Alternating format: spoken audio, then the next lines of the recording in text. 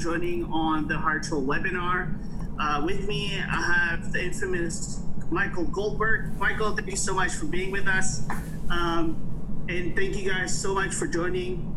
Today, we'll be talking about how to make a difference with creating a recruiting roadmap. Michael is on our Hiretual Council, and this is part of the Council series where we'll be sharing a ton of really good stuff to educate the recruiting community. I know in about a week from now, Michael will be releasing the next white paper on the same topic. And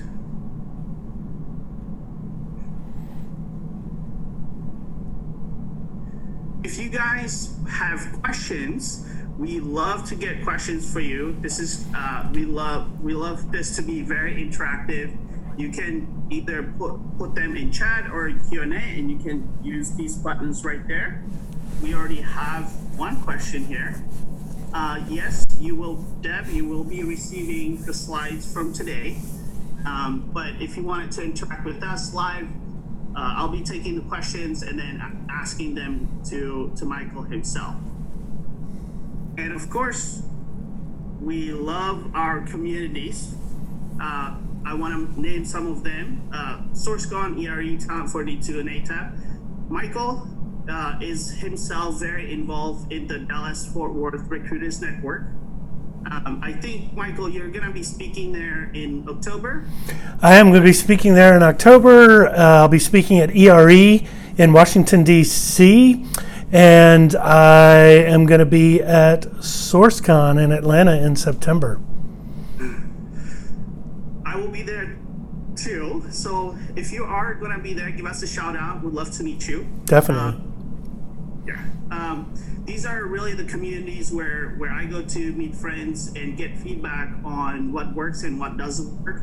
As part of Hiretual, we always try to build something to make your life easier. For those of you that don't know about Hiretual, we are a sourcing platform to help you pipeline passive candidates a lot faster across 4 different platforms. And you can get people's contact information, collaborate with your team members, and essentially just make hires a lot faster than you could without it. Let us do the dirty work of sourcing so that you can build a relationship. A little bit about me. I'm a big proponent of technology and automation, but also being human, being there, having those real conversations and building relationships. Very fortunate to be part of some of the best companies in the world. And I was at some point also in the trenches, in the hot seat as a recruiter, trying to reach out to candidates and realizing it's really all about relationships and strategy. So Michael is going to be talking to us today about strategy. But before that, Michael, can you give us a brief introduction and tell our audience of who you are? Absolutely, and thanks so much. So my name is Michael Goldberg, and I'm the CEO and founder of Goldberg and Associates. And what I do is solve HR and recruiting problems through coaching and consulting and training services. So what do I love? Everybody's heard of the Haribo Gold Bears, but I think it's my new nickname. It's going to be Gold Bears. I'm a huge avid fan of the Red Sox, and I'm a huge Georgia Bulldog fan, looking to bring a national title for the first time in 39 years. I can't do the math real quick. So just super excited to be here and really appreciate the opportunity that Hiretual and Nin and his company have given me to come out and present. So let's talk recruiting roadmaps. And, it really does boil down to just taking a little ounce of time to plan so that you, in the long run, as a recruiting team, are going to be super, super successful. So, how many of you use a recruiting roadmap to guide your strategy? If you had to pick one, go ahead and type in the comment section to Nin, let me know. I use a recruiting roadmap consistently to map out a strategy. I haven't used a recruiting roadmap to help me develop my strategy, or what the heck's a recruiting roadmap? Those are, I think we get a lot more on that third answer.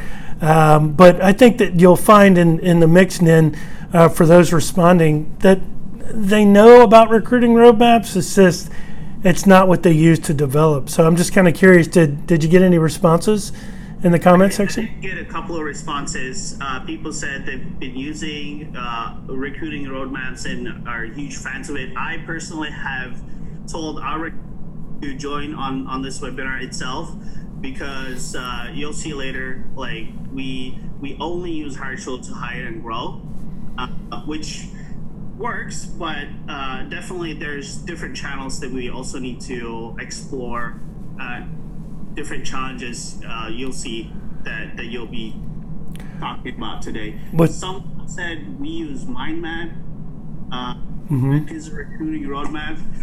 Yeah, there you go. Well, no, it's good. So, so I appreciate everybody chiming in there. So, what are we going to cover today? Really, when you look at it, we're going to understand the benefits of the roadmap strategy. We're going to discuss the components of the recruiting roadmap. And Hiretual as a tool is a component of that recruiting roadmap, or it should be. And then presenting roadmaps and strategies to executives, because you're going to have to take your strategy and talk to someone about it. Otherwise, nothing's going to get done. And then how do I keep the roadmap on track? And when I run into obstacles, and what are the strategies for managing those obstacles? So there's a lot to cover in this hour. So let's jump in. So the first thing that I always like to ask is, well, why do you need to have a roadmap? Well, it's going to allow you to come up with a visualization of what your strategy is for managing change, for trying to figure out where you're going next as a recruiting team, and then really securing a future, for the organization overall. It's definitely a proactive way of avoiding costly and disruptive surprises that prevents goals from being achieved. As recruiters, we have all this noise coming in at us, and we tend to get distracted. It's always looking for that newest bell or newest whistle, whatever you want to say, or we're just going squirrel, and we're looking and we're jumping and we're going that way. This really is going to help keep you on track. It's definitely going to create more of a vision on the long-term strategy versus the short-term, right? So when you're coming up with these long-term periods, you're generally talking, 3 years at a time, because this is not something that can be done overnight. A recruiting strategy is something that cannot be done overnight. I think a recruiting roadmap also takes the time to create accountability. So in other words, if you are putting it in a strategy and you're holding yourself or your team or other members, this creates accountability for those that are involved in the particular piece of that strategy. And then it's a great way to really foster, or a great way to really measure your results and report on your results to those that have invested in you, i.e. the company that has invested in this recruiting strategy. So let's talk about the components. And there are 4 components. There is the technological component. In other words, your ATS, your CRM, your recruitment marketing platform, your resources such as sourcing tools, content marketing, and recruitment training, and then your processes for recruiting processes for experienced hires, new grads, internal, and then your different recruiting initiatives that you have on there. So whether it be employee referral programs, campus recruiting, any type of diversity marketing or veteran or diversity recruiting or veteran recruiting programs, that's how you break this out. And it helps keep it simple by creating segmentations. And this way, it's going to help you, as we'll talk about in a few minutes, it's going to help you find the people that want to be particularly active in your recruiting strategy, and it puts them in the vertical to be able to help them in what maybe they want to learn or they have experience on, and they can help map out that strategy with you. Because this is not a single effort. It is definitely very much a team effort, and it shouldn't just be you and your CHRO or you and your VP. It should be you and your recruiting team putting this together for your HR executives and eventually the company executives. So what's really involved in this? To me, it's assessing the overall talent acquisition function's current situation. What's going well? What's not going well? Where are we struggling the most? What does our recruiting processes look like? What's the cog in that process? So it's really saying, how can we do better? And asking yourself, what's keeping us up at night that we really need to improve on, or what's keeping our customers, i.e. our candidates or our executives and hiring managers, up at night, and asking them and getting them involved in this. Envisioning, hopefully it's going to help you envision and articulate your team's desired future state. And that's what a lot of this is all about. You're here one day, and then several months from now, or however long it takes you to develop the roadmap, you're going to be here, and you're moving up and along, and you're helping grow the strategy. And then you're going to formulate that strategy and help identify those different strategic objectives. It's going to basically say, this is how I'm going to get there. But you always have to have objectives in place in order to get somewhere. You can't just say, all right, we're going to do X tool or Y tool today and just pray that it works. That's not how it works, folks. So really coming up with that strategy, which we'll talk more about. And then finally, the last component is really implementing the strategy itself and what's involved in rolling things out. And you don't want to, remember, you want to keep the end user, in other words, your candidates and your internal managers and executives in mind. You don't want them to say, oh, it's another HR program, or oh, it's another recruiting program. This is a strategy, and it shouldn't be about holding a big parade when you implement it. It should just be about doing it. So where the heck do I start? Well, before I do that, any questions, Nin, that have popped up? I'll just ask that. Mostly, is this going to be recorded? Yes, it will be recorded. Yes. It's always so, folks, if you guys do have questions for me or Michael throughout the webinar, please leave them in the chat in the QA. Michael is fully ready for all the questions that you can throw at him. So thank you. No pressure. All right. So where do I start? Where do I even begin with this? So for each component that we just went through, you need to answer the following questions, right? Is change necessary? What's wrong with what we're doing or using today? What are the needs and features that we need, and what is the desired state? And then what happens if we don't change now? And you have to have answers for all of those. If you don't, then it's going to be really, really difficult to build out your different components, whether you're looking at 3 of the 4, 2 of the 4, or all 4 of the major components that I mentioned a few slides back. So as long as, a lot of people go, well, why bother with change? Well, for the leaders on the call, for you guys know that recruiting is changing every day. There are more and more tools coming out. There are more and more applicant tracking systems and CRM tools available today than there were 5 years ago. So there's just so much. So you really have to ask the main question first, which is change necessary? But don't be lazy. Really ask that question and say, yeah, I think some parts of it are need to be changed. What are those parts? And then talk through it. So in the end, you want to be able to show internal clients how, X, which could be technology, programs, initiatives, or resources, how it will benefit them. And you also want to have champions when going to the executives for dollars. So if you can answer the questions above, then you're going to be able to have a lot better chance of getting buy-in from your executives and from the hiring managers. Why? Because you're involving them in the process, and that's so important. It shouldn't just be done, in a cone of silence, if you will, where everybody's just chatting, but nobody's talking to the clients about what they want and what their expectations are. So I'm a really big proponent of partnering with your hiring managers and other people on your HR team and get them involved. Talk to candidates. I mean, there's just so much that can be done. Michael, how do you partner with hiring managers well? Well, that's a whole nother presentation. But that's a great question. I'll give you the short version, and then if you want to connect with me online, I'm happy to talk through with whoever asked the question, or with all of you. Really, it's learning the business.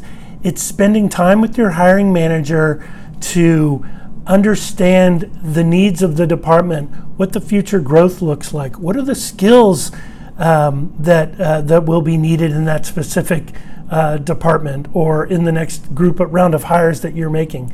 And by taking time and spending it with your hiring managers and spending time in their departments to learn what they're all about, you are going to be 10 times more successful and establish a very successful business partnership. I hope that answers your question. And again, it's very high level, but there are more steps. Hey, come to ERE and you'll learn a lot more, right? Any other questions there?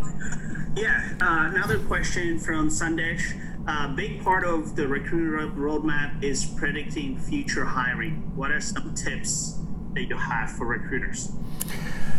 Sure, that's another webinar too. It's called Workforce Planning. Wow, well, Nan, we certainly are building our arsenal here of future webinars, and so that's another great question.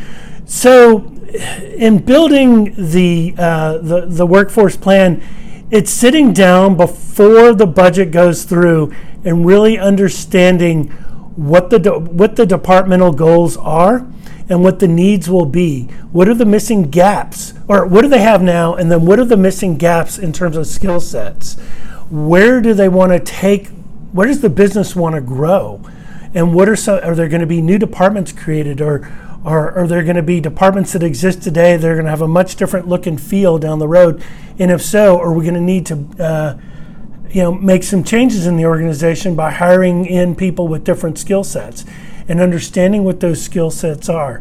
And certainly I have some tools that if you want to reach out to me, I'm happy to share those with you, that allows you to ask those questions to your hiring managers so that you're more confident going in. But workforce planning is a true art and a very, very difficult science. And also a lot of companies aren't into it as much as I'd like to think, or maybe some of the people on this call would think that they should be in, because it makes sense to understand where those workforce needs are. Think of it this way: if your company does succession planning, that's internal workforce planning. So you're identifying, people to fill in for those key positions. And if there's somebody missing from that, and let's say they decide to go to another company, you better have a pipeline of candidates at the ready, understanding what the needs are to be able to backfill those positions pretty quickly, because it is a critical position. Wow, you want more questions? I have a lot more questions now. Oh boy. Going down the rabbit hole. Okay. Bill Boorman is asking, wouldn't you start with a workflow first before the recruiting roadmap?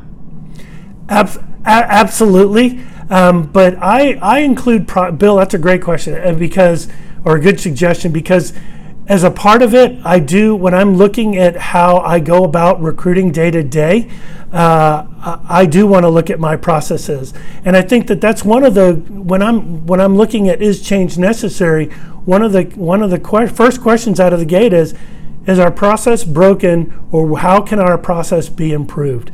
So I would definitely put that at the high priority list before finalizing it. So there are many different components which we'll dive into here in a moment that'll really expand upon some of the more intricate parts of building out the of what to consider. Let's just say that. Anything else? Awesome. That's it for now. There's a lot more, but sure. No, and I think for the purposes of time, you can copy and paste those and maybe send those to me, and I'm happy to respond to people either individually or just they can reach out to me with their questions, and I'm happy to respond to them. So, but we'll keep it moving here. But great questions, thank you. So a word of caution. So I had a CHRO who always said to me in my early days, don't go to the buffet table hungry. Meaning, you're going to have all these things, processes, technologies, tools, playbooks, all kinds of conversations about different things. And you want to get it all done now. But you got to map it out so that not everything's being rolled out at once, because that's going to overwhelm your internal and external stakeholders. So just a word of caution. So let's map it out. The way I like to do it is you think quarter to quarter, not day to day, and you always keep the end result in mind. You definitely want to prioritize when you're putting together the roadmap. And I do think to Bill Borman's point, you definitely want to have your process up there among all else, because the process is what drives that partnership, and it also drives your success and how quickly you can identify candidates and how quickly you can get your candidates to the hiring managers so that they can make decisions and move on to the next task. Because that's what recruiting in HR is all about, which is being a true resource to our internal stakeholders. And then the components at the very end, the components should be brought together into one plan. So basically what I talked about in the white paper, which you'll see next week, is for a client that I worked with for about 8 months, where we looked at what we needed and then what we accomplished. And so basically I want to kind of take you through the thought processes and tell you who was involved. So who was involved? So it was definitely, it's a hospital. It's in East Texas, and it has roughly about 3,500 employees. They've got 7 regional hospitals, and this is a 40-year-old hospital system that really never had a formalized recruiting department. So you can imagine what 40 years of really having nothing to putting together what we put together made a huge difference. So here's what they needed. They needed an improved ATS. They needed a CRM, a recruitment, marketing, and media platform. They wanted to, one of the requests came in that they wanted to have a video interviewing tool and a candidate assessment. So in the 8 months for there, and then the current person that was hired on a full-time basis is taking some of this and putting a lot of this into action, is while we didn't have the money to go out and buy a whole new ATS system, we were very fortunate to have an applicant tracking vendor who was able to customize their system to our needs, which was absolutely incredible. We did, and you would have never heard of this. So if the questions are, well, what was that ATS system? I'm going to keep the names. I'm going to keep names nameless here because I've been asked to. But they're not an everyday name that you've heard out there. We didn't get a chance. Share the ATS, Michael. What's that? You can share the ATS. Actually, people have asked. What's the ATS? And of course, now that I'm being put on the spot, I am completely blanking out on that. Yeah. Oh my God. I will. I don't know why I'm blanking out on it, but I will let everybody know. CRMs. We looked at multiple CRMs. recruitment marketing and media platforms, and demos were completed. They were supposed to have a decision in May 2019. If there's anybody on the call from UT Health East Texas that's listening, chime into what that name is. I'm sure somebody's on from that, but I can't believe I'm completely forgetting. The video interviewing tool that they went with was WePow, and it's a great tool, but it's on the level with the Conveys out there, and price point wise and ability wise. There's quite a few out there, and then they were starting to look at candidate assessment tools, such as like a DDI kind of tool to really help assess the best candidates, because in a tight labor market in the healthcare space, they needed to have the right assessment tools. We just weren't able to get there in the amount of time that we were there, but we strongly recommended that they look at different assessment vendors. So we did choose Recruitix as our recruitment marketing platform. And this is kind of just a snapshot of how we were able to improve. So you can see that in September when we started, we had 2,100 visits. Now look at October, where there was a huge increase. Well over 15,000 more visits and more applications. And it did vary month to month, as you can see, but we were consistently in the 5 digits around job visits, and that was great. And then we looked at, these were our sources of hire here. So really, when you look at it, the Recruitix and having a recruitment marketing platform is going to help you understand how your tools that we'll talk about here in a few minutes are performing.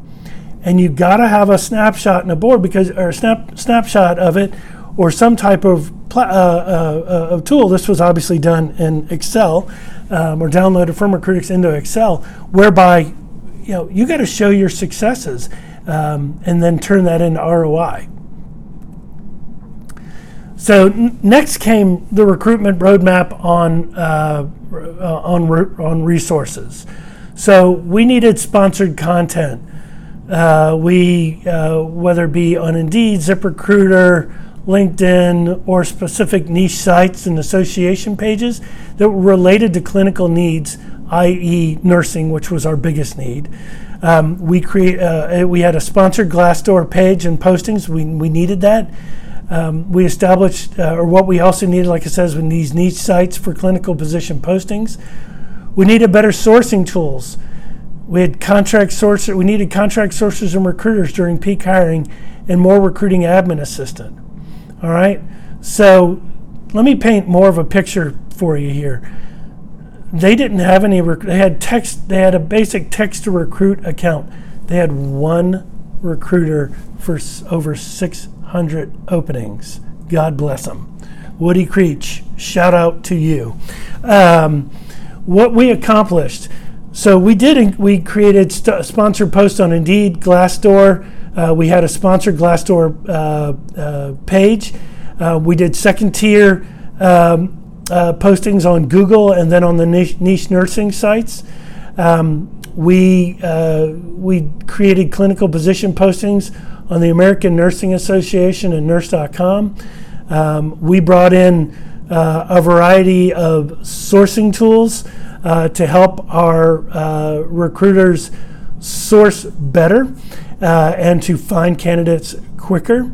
And then we worked with a group that helped us hire 12 contract recruiters that eventually increased to 18 to help reduce their high position count. So they were managing 60 positions. And for those of you in healthcare, if you know what I'm talking about, that's a very, very big load. So we broke down those recruiters into clinical and then non-clinical positions.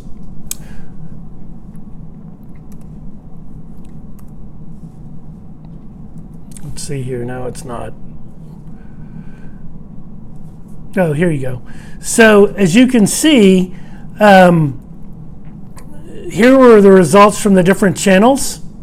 We did have the Work4 Facebook app that really helped us. And if you haven't tried them out, they actually send over fairly qualified candidates. It's basically a landing page that's set up where people go in and fill out their basic information.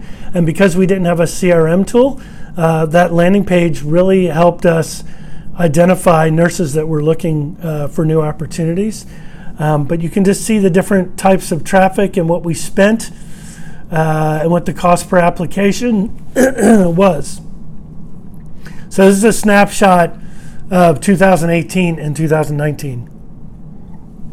Excuse me. So, a roadmap on process. So what was needed? Well, we needed a very detailed process. Who is responsible for each step of that process? This is all touching on what Bill Borman brought up. Hiring manager touch points, candidate touch points, doing an overall recruitment audit and SWOT analysis, and then looking at the infrastructure of the entire recruiting operation. So what we were able to accomplish. So we outlined our internal and external process. We outlined the responsibilities. So we created some accountability on both the hiring manager side and the recruiting and recruiting coordinator side to help us with each step of the process. We created those touch points on the hiring manager and candidate side. We completed a SWOT analysis, going in and talking to hiring managers about what were their pain points. And there was a whole slew of them, and that's a whole nother white paper that we can certainly talk about. And we presented those findings to the CHRO and to the chief nursing officer, as well as some of the other executive leadership team on what was needed to be done in order to move forward and be successful. And then we developed a recruiter playbook so that everybody was singing literally from the same hymnal. It had all the processes outlined, all the touch points outlined. It had the technologies we worked with. It had the instruction, like how do you log in? How do you use the tool? I mean, it was a fairly thick online document that we created and put out there for all of our recruiters and our hiring managers to have, so that everybody was knowledgeable about the process. We also put in, because these markets were so small, in Tyler, Texas, Athens, Texas, Henderson, Pittsburgh, Jacksonville, places I had never heard of before I started there, we pulled information from the Chamber of Commerce sites. Why did we do this?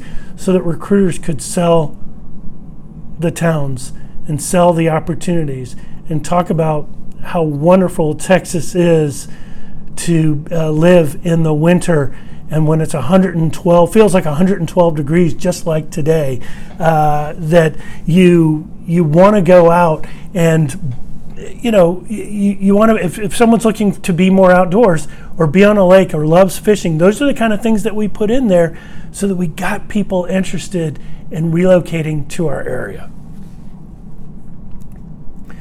And then finally, we looked at what was needed around initiatives. So they had a very sporadic employer referral program. It wasn't very consistent. It wasn't manned very well, if you will. In other words, there wasn't a lot of documentation. People had different price points for paying out different things. They needed updated job postings. They really needed a quick way to go out and find talent, which was through job fairs. They needed to really focus in on the larger cities or small towns in and around the Texas border.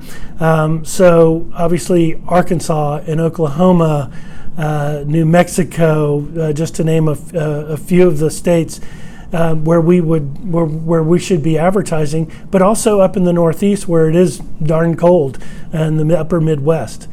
And then we wanted to have employee ambassadors who were going to go out to Facebook and Instagram and share opportunities and share the culture and share why they should be they being the candidates, should be a part of the UT Health System network and family of employees. So what did we do? Well, we relaunched our employee referral program in October 2019, and the payout through the end of March was roughly $258K, and the average referral was generally about $5,000 for clinical positions. And actually, I have it on the next slide, which I'll show. We revised our job postings to be better branding, stating reasons to join the organization, improved overview of responsibilities and the requirements. So it was more like telling a story instead of regurgitating the job description, which a lot of recruiters still do. We held 2 job fairs and 1 meet and greet, which you'll see in a moment, netted quite a few candidates and quite a few hires. We had geo-targeted attraction campaigns in our surrounding states to Texas and the cold climates. And then a social sharing app for hiring managers to share opportunities, which was being built out through the corporate entity that owned the hospital. So job postings are crucial to attraction. So you can see this is what we had before, right? And literally, and if you look at most healthcare job postings today, it's generally the job requirements is a one-liner like you see here below, right? Applicant must maintain RN license, BLS, and ACLS required. ICU experience highly preferred, because this was an ICU nurse, right? Okay, that doesn't really do anything.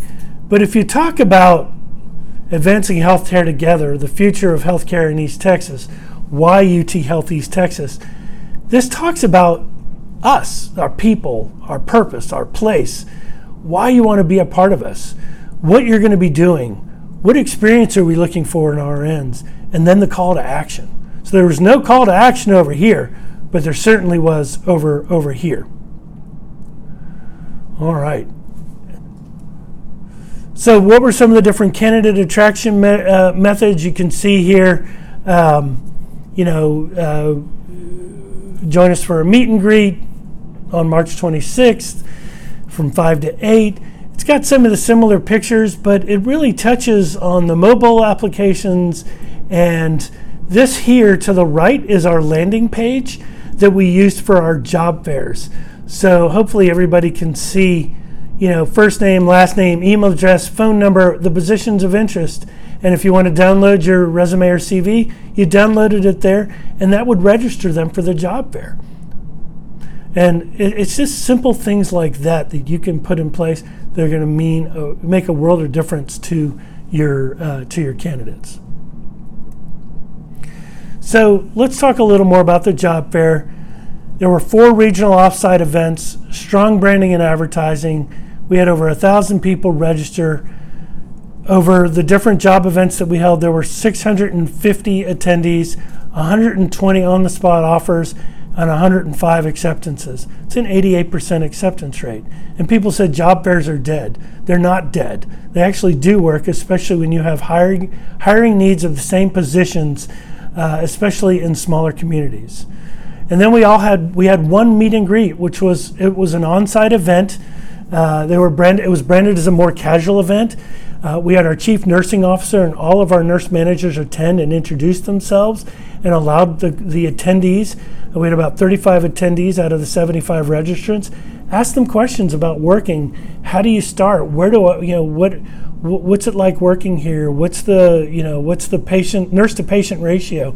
They were asking some good questions, and it just gave them the opportunity to learn more about the job that they were potentially going to interview for. We actually started interviewing during that meet and greet. We had 14 on-the-spot offers with 12 acceptances and an 86% acceptance rate. That's not bad. And it's all about taking time to build out one of the things. So once we had it, and we had decided that this was going to be a way to bring in people, we got volunteers and help from everybody at the hospital that made these events truly successful. So again, this was the job. This is the job form. This is more zoomed in on what I showed you before. So this is what, from the sponsored posting strategy, they filled out their information here. So you can just see that. So it gives you an idea.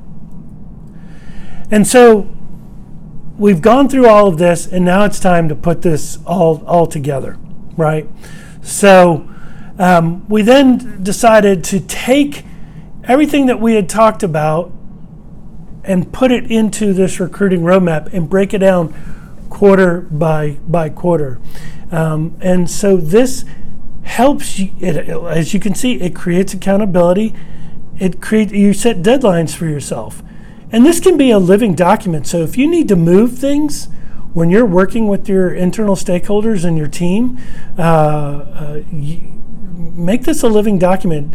This doesn't have to be the be-all, end-all, because there will be some things or some needs that pop up that come down from, whether it be from the board or your executives that say, hey, we really need you to look at X.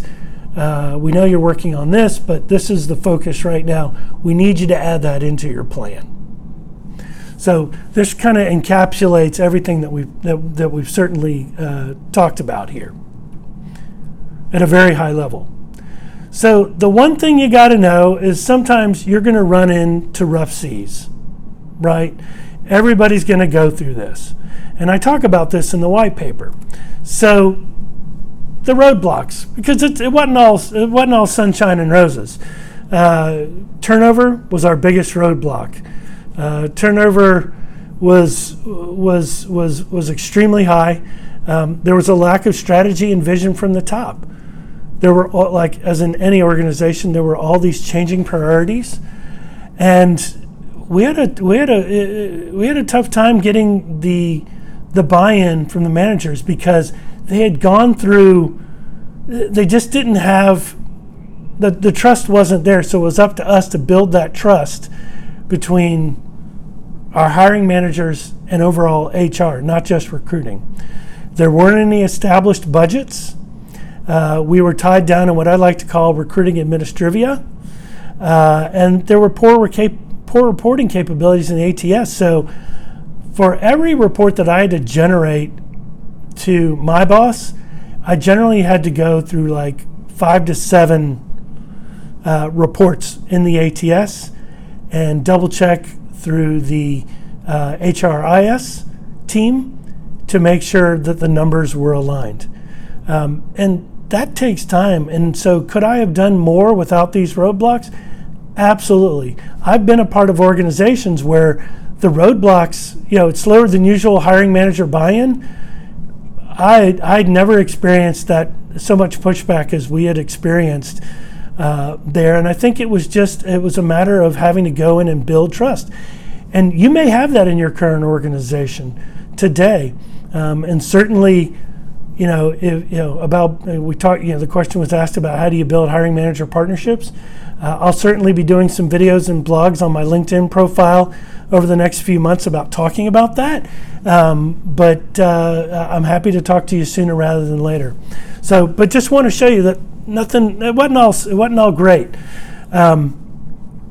So the next thing, so you get through the roadblocks, and now it's time to sit down and walk your vision through with your VP of HR, whoever your head of HR is, and eventually the person they report to, whether it's the CFO, the COO, the CEO. You're going to have to walk this through with leaders. So basically, you want to walk the executives through your vision, right? You're going to talk about the why, especially when it comes to talking about dollars. So if you remember, the question before you all got started was, what happens if we don't change? That's where this is really going to come into play. This about why you need the dollars for this and how it's going to help, how it's going to save in costs, how it's going to save time, how there's going to be a quicker ramp up. Translate that to dollars when you're talking with the leaders, and you'll go a lot further in your conversations and gain a ton of buy-in. Keep it simple. Position your roadmap like a product roadmap. So Nin, you're very familiar. As you were building Hiretual, you had a product roadmap. You still have a product roadmap as how the platform is going to evolve, right? Yeah, absolutely. Right. And our stakeholders are the recruiters and users, acquisition leaders, where we ask, hey, what's not working? What can we do? If we build this, is it going to work and make your life easier? And don't you? And so, not to make this about you, but I wanted to ask you: don't you find that it just helps you translate your vision a lot easier, and you're more thorough in thought? What it does for us, it puts the plan in something that's executable, like bite-sized pieces that we can go after. And you're right. It helps us bring ideas to life. Absolutely. So I just thought I'd include you because I think it's important that, and I'm sure there's some other product people on the call that would agree. The other thing you want to do is you want to be as transparent as you can when you're asked difficult questions. So when they go, hey, Michael, what's the name of that ATS? Yeah, should I have known that answer? Absolutely. After 8 months, yikes. But you know what? I'm human. And it's okay to say, I don't know, but let me get back to you. So be transparent when you're asked those difficult questions. If you don't have the answer, make them feel important and say, hey, I didn't think of that question. I think that's a great point. Let me go out and research that. Can I get back to you on that in the next 24 to 48 hours? Right? So you're setting accountability for yourself to get back to the people that are asking you questions. And then finally, know your numbers and your metrics. When you're asked as a recruiter, how many positions are you working on? And they mention, well, I've got a software developer that I'm working on for so-and-so. Oh, well, tell me about that. How's that going? You need to be ready to be able to answer at all times where you are in the process with that particular position or group of positions of software developers. Keep in mind, if you're a leader, you should know your numbers. Hey, we're trending well. We're seeing an average of 10,000 applicants applying a month. We're trying to get that up by doing X, Y, and Z. Our time to fill is still below the norm of, let's say, 40 days in this case. And we really feel like our hiring managers are starting to trust us. And another way, just talking out loud, another way you can build that hiring manager trust and to build that relationship is to create hiring manager satisfaction surveys on a monthly, quarterly, or even after post-position, after every position. I think that gets a little obnoxious. So I'd probably do either after at the end of the month or at the end of the quarter, and certainly I've got samples, so happy to share that with everyone. And we would see about an 85 to 90% response rate on those hiring manager satisfaction questions. And then when it comes to candidate satisfaction, you also want to be able to, you want to involve your customers in that because everyone's, getting involved in the Candy Awards or wants to be known for their candidate experience. But a lot of people have problems starting with that. And certainly if you want to talk candidate experience, mark it down, Nin. That's another webinar that myself and maybe even a panel of people, it may be cool to do when it comes to building out your candidate experience situations. It's a really hot topic these days. It is extremely hot. All right, so staying on track. Use the agile approach to measuring your progress and success. Don't wait till you've done everything and then start measuring. Measure it piece by piece. Keep your stakeholders informed of your progress. And it can be daily, it can be weekly, bi-monthly, however you want to do it. When you fall down, admit you fell down. You're going to run into setbacks and hiccups along the way. So be transparent. And then finally, you want to ensure the entire team that is working on that. And that's not just recruiting leaders and recruiters and maybe some HR business partners that you have involved, But I'm talking the people that want to get involved, your IT team, if it's implementing a new ATS or a new tool and it's web-based, but it has to go through the VPN in order to be, working appropriately. Make sure that everyone you talk with, including your hiring managers too, that they are held accountable for what they say they're going to do. The biggest wins in life for you as a recruiter or a recruiting leader will come when you admit that you've done well and you have met what's been expected of you, or you fell short, but you're held accountable and you own up to falling down and making that mistake, because that's how we all improve as recruiting leaders.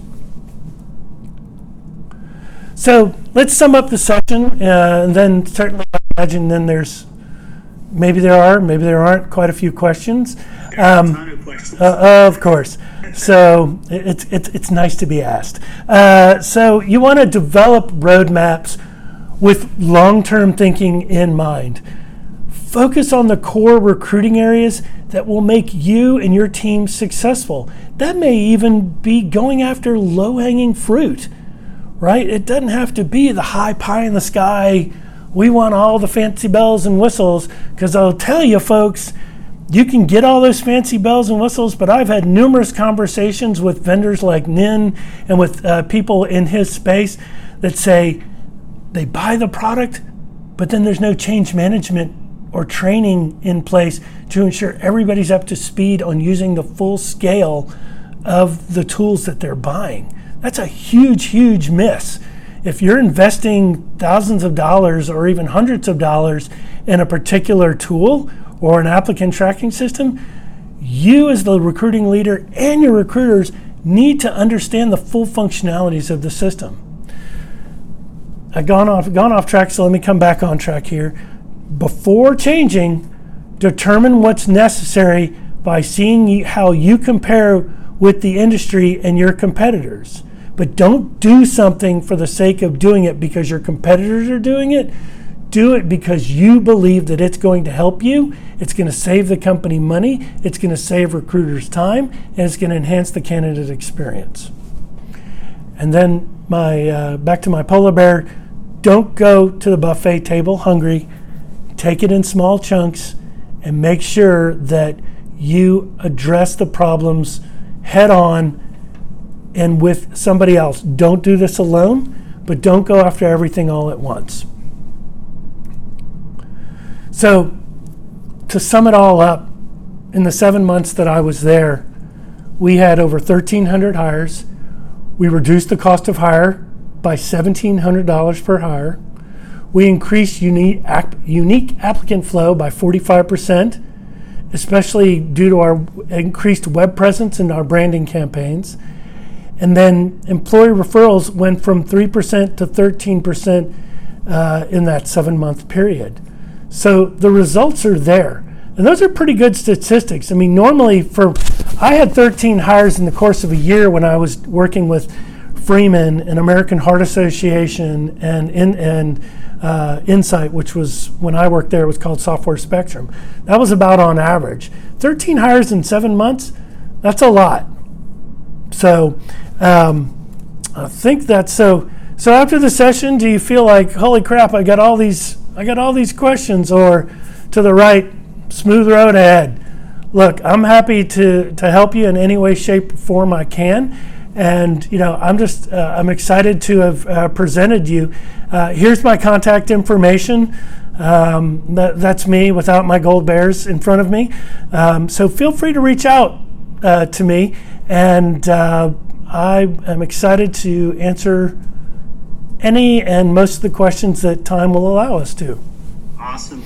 Michael, thank you so much. This is all really good information, especially for recruiters that haven't done roadmap and that they're thinking about how to improve their roadmap. I have a ton of questions, so I'll try to get through them as quick as possible. I think there's 20 questions.